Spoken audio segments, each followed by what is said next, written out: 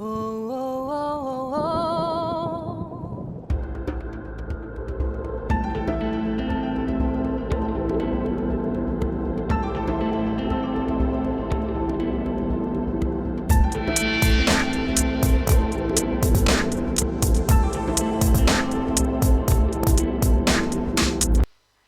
Bonjour à tous et bienvenue dans cette 35e étude de l'Évangile de Matthieu, 35e étude qui va clôturer le chapitre 5 de l'Évangile de Matthieu avec l'étude des versets 43 à 48.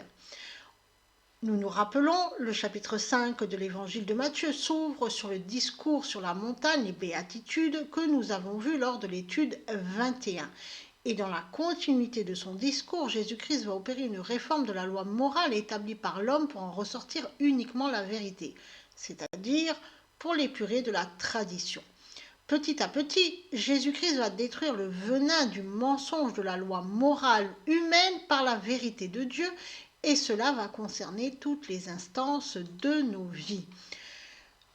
Dans notre étude, avec l'étude de cette parole de Jésus-Christ qui clôture le chapitre 5 de l'Évangile, les versets 43 à 48 du chapitre 5 de l'Évangile de Matthieu, mais cette parole ne clôture pas son discours puisque le discours va se poursuivre au chapitre suivant. Jésus-Christ remet Dieu au centre de la relation à autrui. C'est dans l'amour de Dieu que l'on peut aimer son prochain et aimer son prochain comme soi-même. Donc c'est dans l'amour de Dieu aussi qu'on peut s'aimer soi-même. Et c'est aussi dans l'amour de Dieu que l'on peut aimer son ennemi. Et Jésus-Christ demande à ses disciples d'aimer celui qui est hostile et de prier pour lui.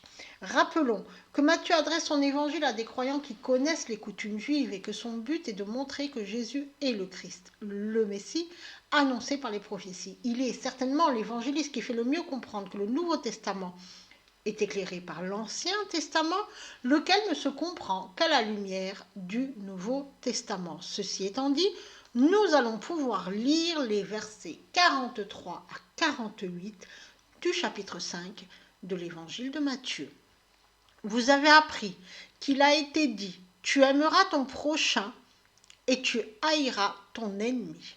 Mais moi je vous dis, aimez vos ennemis, bénissez ceux qui vous maudissent, faites du bien à ceux qui vous haïssent et priez pour ceux qui vous maltraitent et vous persécutent, afin que vous soyez fils de votre Père qui est dans les cieux. Car il fait lever son soleil sur les méchants et sur les bons, et il fait pleuvoir sur les justes et sur les injustes.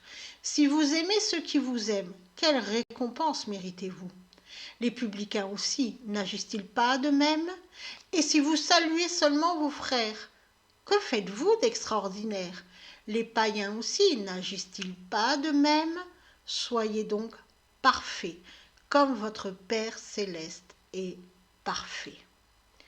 Nous voici donc arrivés à la fin du chapitre 5 de l'évangile de Matthieu, mais non à la fin du discours de Jésus-Christ sur la montagne, discours qui se poursuit au chapitre suivant. Dans les versets qui intéressent notre étude, les versets 43 à 48, Jésus-Christ demande d'aimer ses ennemis, de bénir ceux qui nous maudissent et de prier pour ceux qui nous font du mal.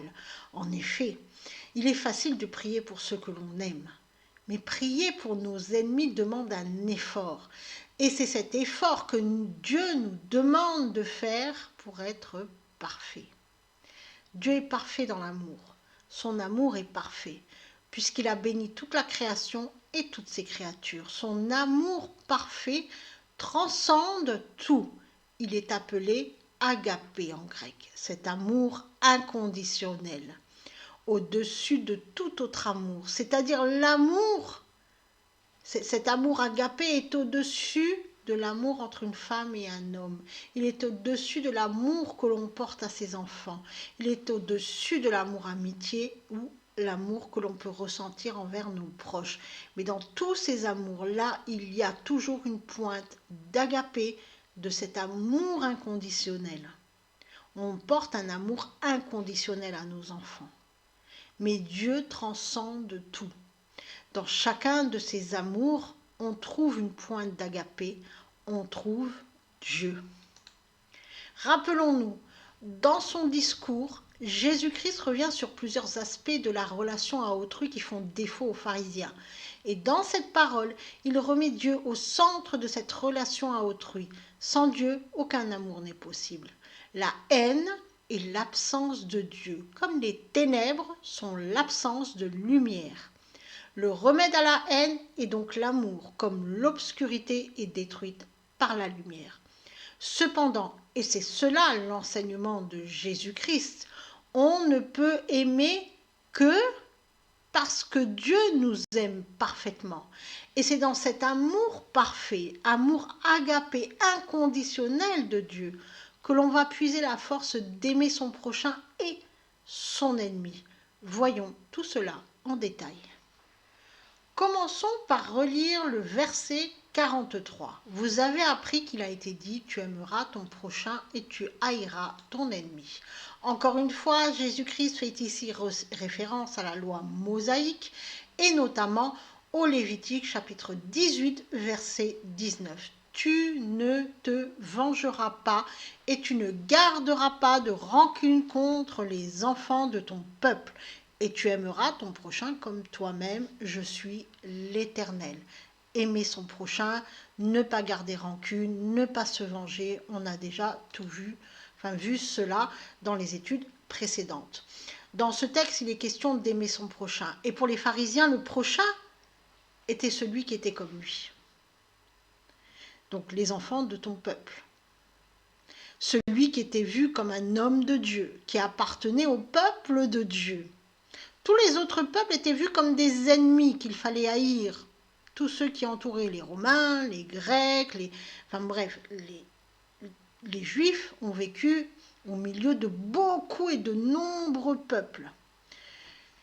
Et donc les pharisiens enseignaient à haïr l'étranger. Ils enseignaient aux Juifs à haïr l'étranger. Et les pharisiens n'hésitaient pas à appliquer ce principe humain. Eux qui se considéraient comme une race entre guillemets au-dessus de toutes les autres races entre guillemets, puisqu'il n'y a pas de race, ils se considéraient comme un peuple élu. Il n'y a pas plusieurs races chez l'humain, on est une seule race, c'est l'humanité. Eux, ils se considéraient comme un peuple élu, donc ils haïssaient tous les autres peuples ou civilisations. Or, à aucun moment, Dieu n'avait prescrit de haïr ses ennemis. Et d'ailleurs, à aucun moment, Dieu n'a dit « les autres, c'est vos ennemis ». En effet, on peut lire dans la parole de Dieu tout le contraire. Et on va en lire quelques exemples. En Exode chapitre 23, versets 4 à 6, nous pouvons lire « Lorsque tu rencontreras le bœuf de ton adversaire ou son âne égaré, tu ne manqueras pas de le lui ramener. Lorsque tu verras l'âne de celui qui te est abattu sous ta charge, tu te garderas bien de l'abandonner, tu le déchargeras avec lui, tu ne feras point fléchir le droit de l'indigent dans son procès. » En Job, chapitre 31, versets 29 et 30, nous pouvons lire « Si je me suis réjoui de la ruine de celui qui me haïssait, si j'ai tressailli de joie quand le malheur l'atteignait, mais non, je n'ai pas permis à ma langue de pécher, de réclamer sa vie par une imprécation. » En Proverbes, chapitre 24, verset 17, nous lisons « Quand ton ennemi tombe, ne t'en réjouis pas.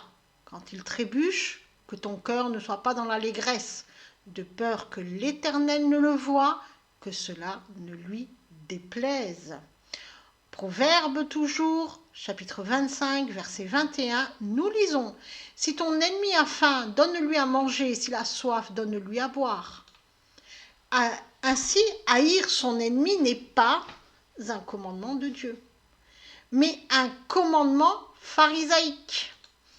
Et Jésus-Christ, comme il accomplit la loi de Dieu, va remettre dans son bon sens ce qui a été déformé par la pensée humaine. Et il va viser particulièrement les pharisiens, puisque ce sont eux qui disaient de haïr les ennemis. L'ennemi, c'est ectros en grec ancien, c'est-à-dire celui qui est haï, celui qui est odieux ou détestable, celui qui est hostile, celui qui s'oppose. Ainsi, par l'utilisation de ce mot, on comprend que les pharisiens avaient l'habitude de rejeter tous ceux qu'ils jugeaient détestables, hostiles, tous ceux qui s'opposaient à eux. Donc ça pouvait aller même au sein du propre peuple. C'est-à-dire que tous ceux qu'eux-mêmes avaient jugés comme étant hostiles à eux, ben ils vont les haïr. Et les pharisiens haïssaient les pauvres, car ils craignaient la pauvreté, comme si on pouvait l'attraper en contact d'un pauvre. Ils répugnaient les pauvres, parce qu'ils se disaient qu'ils avaient peur de se salir s'ils allaient au contact des pauvres. Ainsi, ils ont fait, en fait, on peut haïr l'ennemi, ça peut être n'importe qui, même quelqu'un de sa propre famille, puisque même quelqu'un de sa propre famille peut s'opposer à nous. Continuons et relisons les versets 44 et 45. Mais moi je vous dis, aimez vos ennemis, bénissez ceux qui vous maudissent, faites du bien à ceux qui vous haïssent, et priez pour ceux qui vous maltraitent et qui vous persécutent, afin que vous soyez fils de votre Père qui est dans les cieux, car il fait lever son soleil sur les méchants et sur les bons, et il fait pleuvoir sur les justes et sur les injustes. Il nous faut, pour bien comprendre ce texte, reprendre le verset 44 en grec, car dans la traduction française, beaucoup de mots ont été ajoutés, comme le verbe maudire qui n'apparaît pas dans le texte originel. Donc, pour bien comprendre ce verset, on va revenir vraiment dans une écriture en grec et on va le lire comme ça littéralement. Et moi, je dis à vous, aimez les ennemis de vous et priez pour ceux persécutant vous. Le premier mot sur lequel on va quand même un petit peu s'attarder, c'est le verbe aimer. Aimer, qui dans notre texte, il s'agit du verbe agapao, c'est-à-dire l'amour inconditionnel. C'est l'agapé. Les Grecs avaient établi des degrés dans l'amour. On avait l'amour éros, ou l'amour érotique. Cet amour se rapproche de la passion et du désir sexuel. On a l'amour philia, ou l'amour affectueux, c'est l'amitié, c'est-à-dire l'amour avec son semblable sans notion de sexe ou d'attirance physique. On a l'amour storgueux, ou l'amour familial, amour principalement lié à la parenté et à la familiarité, une affection à un proche, un enfant, un parent, des cousins, des oncles, des tantes, etc., etc. Aussi, sans notion d'attirance physique ou sexuelle. On a l'amour ludus ou l'amour ludique. Cet amour se rapproche de l'amour éros. C'est l'amour coquin et joueur des débuts, le stade de la découverte de l'autre, les premiers moments de la rencontre, lorsque le cœur bat la chamade, lorsqu'on est envahi par l'euphorie, les moments des jeux de séduction. Le ludus, on vient de le dire, il y a ici un doublon, c'est pas grave. On continue. L'amour mania, c'est l'amour obsessionnel. Il s'agit d'un type d'amour qui conduit l'un des partenaires à la folie, à l'obsession.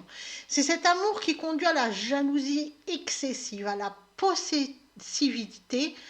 On veut posséder l'autre jusqu'à se fondre dans l'autre. Donc ça peut devenir un petit peu dangereux. L'amour pragma, c'est l'amour éternel, l'amour durable. C'est l'amour qui s'établit dans le temps, l'amour qui va au-delà du physique, dans lequel une harmonie particulière s'est formée au sein du couple, une complicité particulière qui rend le couple indestructible et capable de surmonter toutes les épreuves de la vie. Ce type d'amour pragmatique peut aussi se trouver dans l'amitié, lorsqu'une amitié devient forte au fil du temps.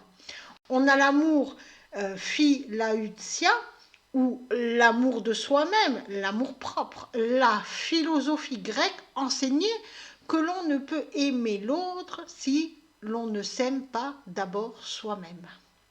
Et la parole de Dieu nous dit d'aimer son prochain comme soi-même. Donc, pour aimer son prochain, il faut s'aimer. Cet amour permet de prendre soin de soi, d'avoir confiance en ses capacités, à ne pas confondre avec le narcissisme. Il s'agit ici d'avoir une position juste de soi-même et de prendre soin de soi. Et enfin, celui qui nous intéresse ici, c'est l'amour agapé, l'amour désintéressé. C'est le type d'amour le plus élevé, le plus pur, c'est l'amour inconditionnel. Cet amour n'a rien à voir avec le désir sexuel, il est un amour spirituel, une compassion sans limite pour l'autre, une profonde empathie. Et donc, seul Dieu est capable d'aimer d'une façon agapée. Et parce qu'il nous aime de cet amour inconditionnel, il nous donne la force d'aimer de la même façon son ennemi. De cet amour divin qui accepte tout, qui pardonne tout, qui a compassion et qui veut le plus grand bien. Sans Dieu, sans accepter cet amour de Dieu, sans être avec Dieu et en Dieu, on est incapable d'aimer. C'est aussi simple que ça. C'est Dieu qui nous rend capables d'aimer l'autre, d'aimer son prochain, d'aimer son ennemi, comme nous-mêmes et comme on aime Dieu. Et justement, Jésus utilise ce verbe agapé pour dire qu'il faut aimer inconditionnellement ses ennemis, de cet amour accessible seulement à travers Dieu.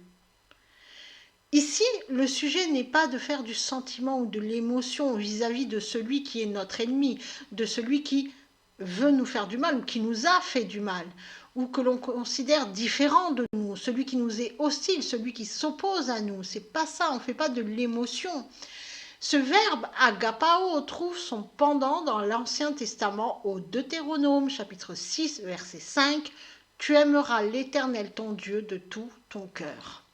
Ici, tu aimeras, ce verbe a été traduit, c'est le verbe hahab qui a été traduit par aimer dans notre texte.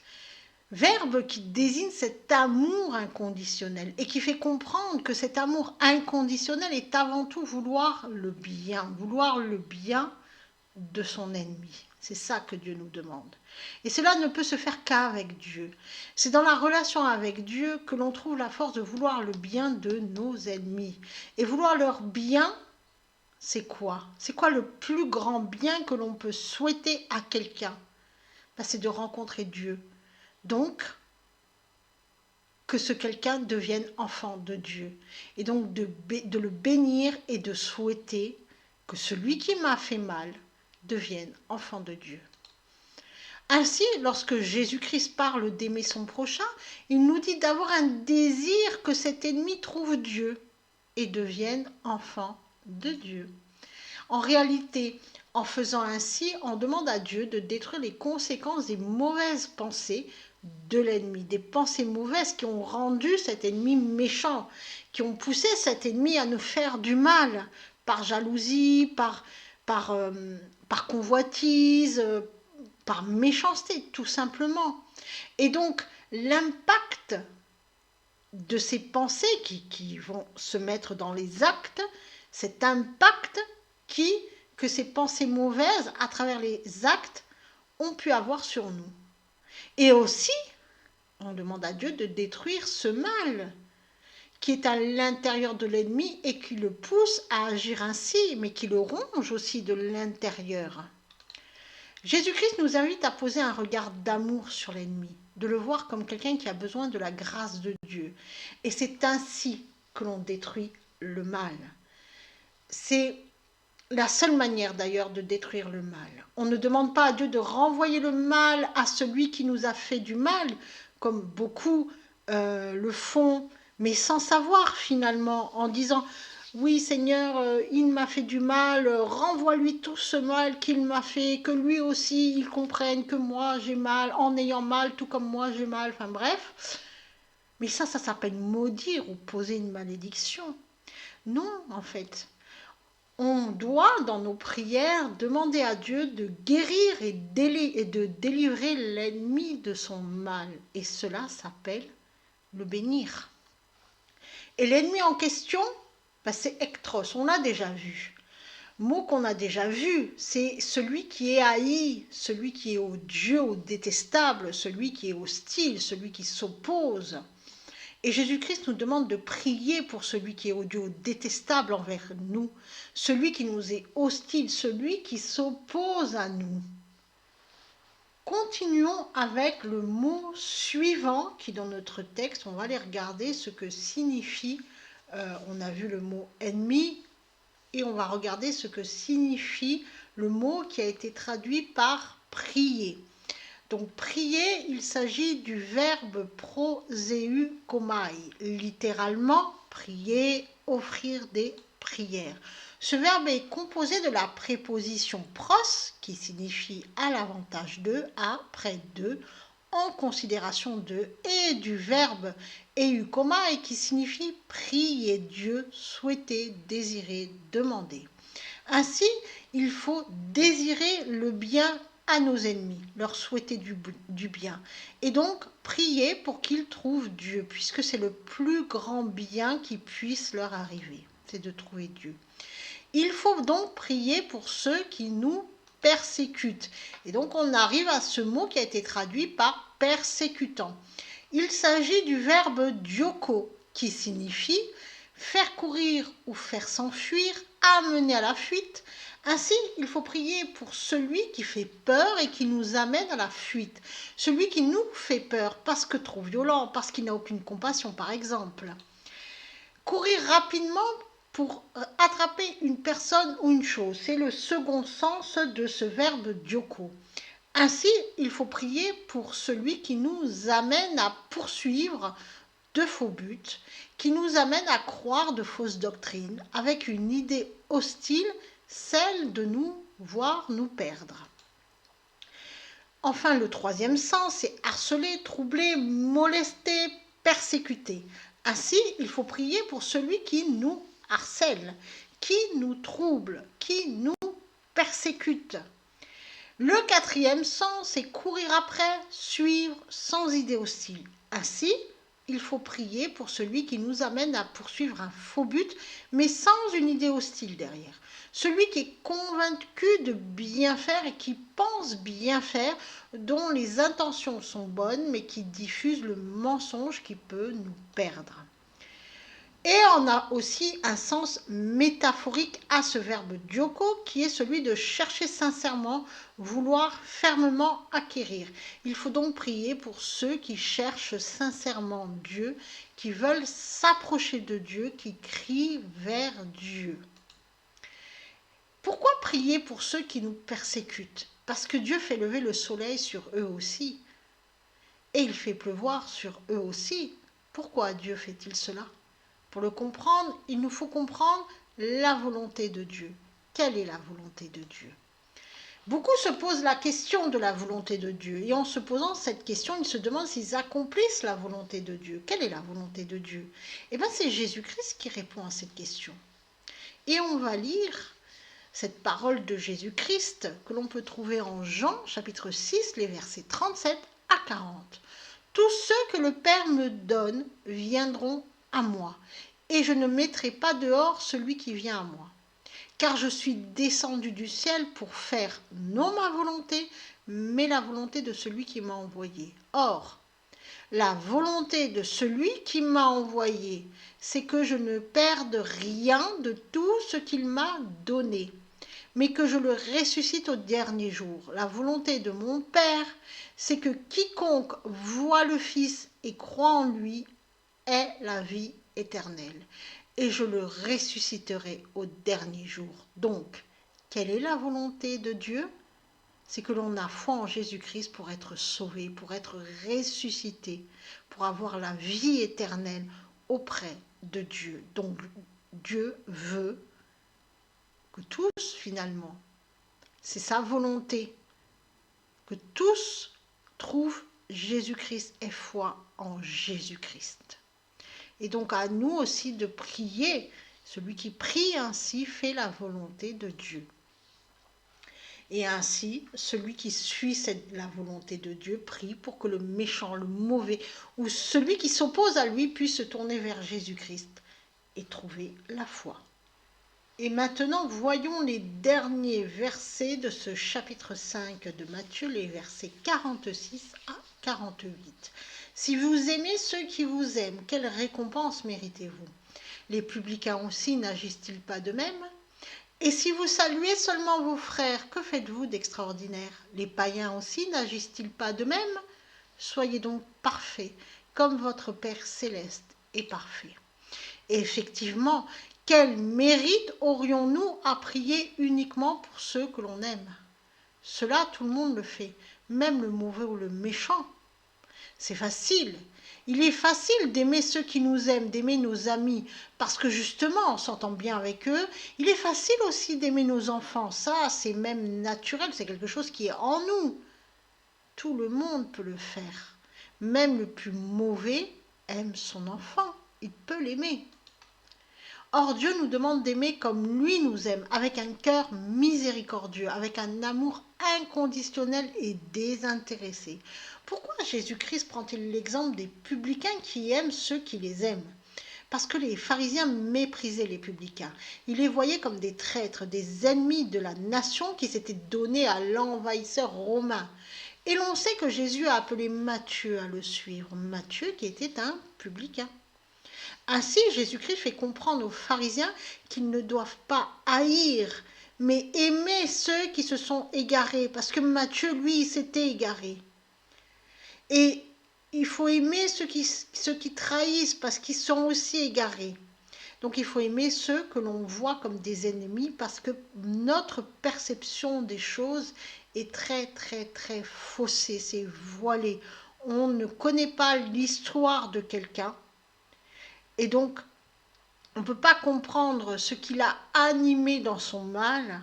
Alors, comme on ne peut pas comprendre ça et qu'il n'y a que Dieu qui puisse comprendre ça, puisque Dieu voit à travers sonde les cœurs et les reins, donc on le confie à Dieu et on prie pour lui pour qu'il puisse rencontrer Dieu, pour qu'il puisse enfin faire la paix avec Dieu et être en paix avec Dieu.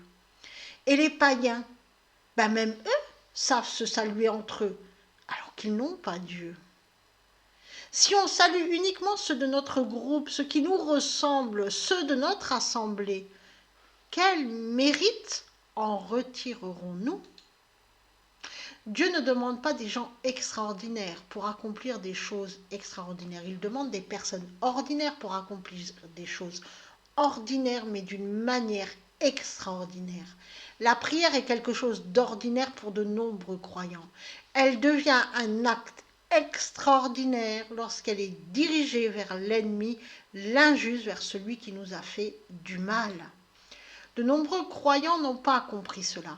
Au lieu de prier pour que l'ennemi trouve Dieu, ils prient Dieu et demandent la punition de l'ennemi. Or non, Jésus-Christ nous demande de prier afin que l'ennemi puisse le trouver. Et c'est comme cela que l'on fait la volonté du Père. Et comme Dieu est parfait, en faisant sa volonté, Dieu nous rend parfaits, c'est-à-dire justes. Maintenant, dans vos prières, ne priez plus pour renvoyer le mal que vous avez subi à son auteur. Dieu sait que vous avez mal. Il a vu ce qu'il s'est passé. Et il connaît parfaitement la situation et il sait ce qui a animé celui qui vous a fait du mal, puisque Dieu sonde les cœurs et les reins. Donc maintenant, ça ne sert à rien de renvoyer ce mal, enfin vous ne faites que l'alimenter en le renvoyant ainsi, en demandant à celui qui vous a fait du mal d'être puni en retour. Non. Il faut prier pour que celui qui vous a fait du mal puisse trouver Dieu et s'en repentir et trouver la paix. Et c'est comme ça qu'on arrête tout. Non seulement on cesse nous-mêmes d'avoir mal, alors donc on s'aime, mais en plus on participe on bloque le mal finalement. Et on espère que celui qui a fait le mal puisse trouver la paix. C'est la seule manière de détruire le mal qui a été fait. non pas de détruire l'auteur du mal, mais de détruire la pensée de ce mal engendré dans le mental de l'auteur par son ego. C'est ça, c'est pas détruire l'individu, c'est de détruire la pensée qui a amené cet individu à mal agir. Alors, chers amis, bénissez vos ennemis, priez pour qu'ils deviennent eux aussi des enfants de Dieu. Et maintenant que tout ceci a été dit, comme à notre habitude, on va lire ces versets, les derniers versets du chapitre 5 de l'évangile de Matthieu, dans leur sens véritable. Vous avez entendu qu'il a été dit, tu aimeras ton prochain et tu détesteras ton ennemi. Et moi, je vous dis d'aimer vos ennemis d'un amour parfait, inconditionnel et miséricordieux, et de prier pour ceux qui vous persécutent, qui vous sont hostiles, qui diffusent le mensonge et vous font courir après de faux buts, qui vous font du tort, en sorte que vous soyez les fils du Père qui est dans les cieux, car il fait lever le soleil sur les mauvais et les bons, et il fait pleuvoir sur les justes et les injustes. Si en effet vous aimez uniquement ceux qui vous aiment, quel est votre mérite? Pourquoi vous attendre à une récompense de Dieu? Même les collecteurs d'impôts en font autant. Si vous ne saluez que vos frères, vos semblables, ceux de votre groupe, vous ne faites rien d'extraordinaire. Même les païens, ceux qui marchent sans Dieu, en font autant. Soyez donc parfaits, tout comme votre Père qui est au ciel est parfait. Soyez bénis.